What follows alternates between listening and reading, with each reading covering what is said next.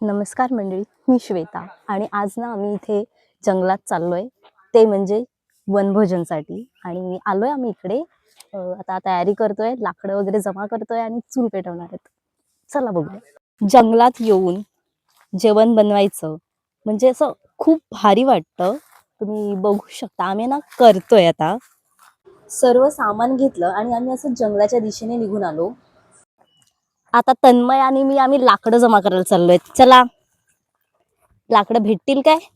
तन्मय, तुला काय वाटतं? भेटतील. चला शोधूया. आम्ही दोघं पण ना जंगलातली बारीक बारीक जी काही लाकडं असतात ना ती जमा करत फिरत होतो.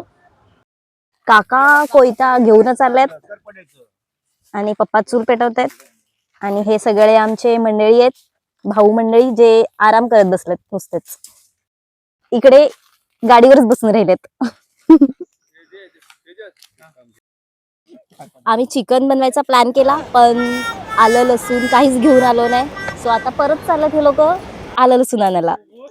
पप्पानी चूल पेटून पाणी गरम करत ठेवलं होतं आणि यांना तर बघा कसे विस्तव करत बसलेत चुलीजवळ.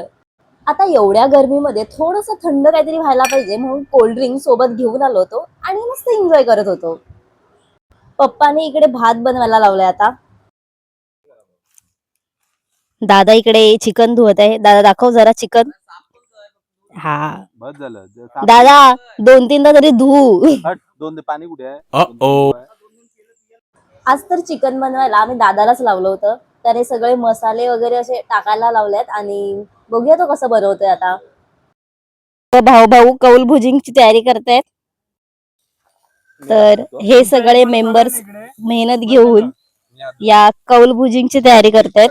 हे बघा. मी ना आमच्या एका माणसाला शोधत होतो, तो कुठे गायब झाला होता. आम्हाला कुठे हरवला, पण हा बघा इकडे लाकडे आणून गेला होता तो. तर आम्ही तिघं पण, हा आणि हा, आम्ही इथे का उभ्यात माहितीये का? A few moments later. इथं ना आम्ही कलेजीसाठी भांडतोय. मला एक तुकडा हवाय हा दादा. गरम झालं. बारका नाही, मला मोठा पाहिजे. मोठं बेटा काय ना पाहिजे दे ना मला मोठं. एवढूसाने काय होणार आहे? तेल सोडत आता मी हे लावतो. तर ना आम्ही या एका कलेजीच्या तुकड्यासाठी आम्ही तिघं भांडत होते. माहितीये का तुम्हाला? तिघं भांडत होते या एका कलेजीच्या तुकड्यासाठी. जंगलात आलीच होती तर जरा आजूबाजूला हिंदडून घेतलं, फिरले जरा आजूबाजूला. मस्तपैकी छान जंगलाचा व्ह्यू होता, तो एन्जॉय केला. थोडस का होईना पण जरा मदत करावी भाऊंना असं वाटलं आणि मी पण लागले कामाला. व्हेजिटेरियन लोकांसाठी पनीरची भाजी बनवत होते.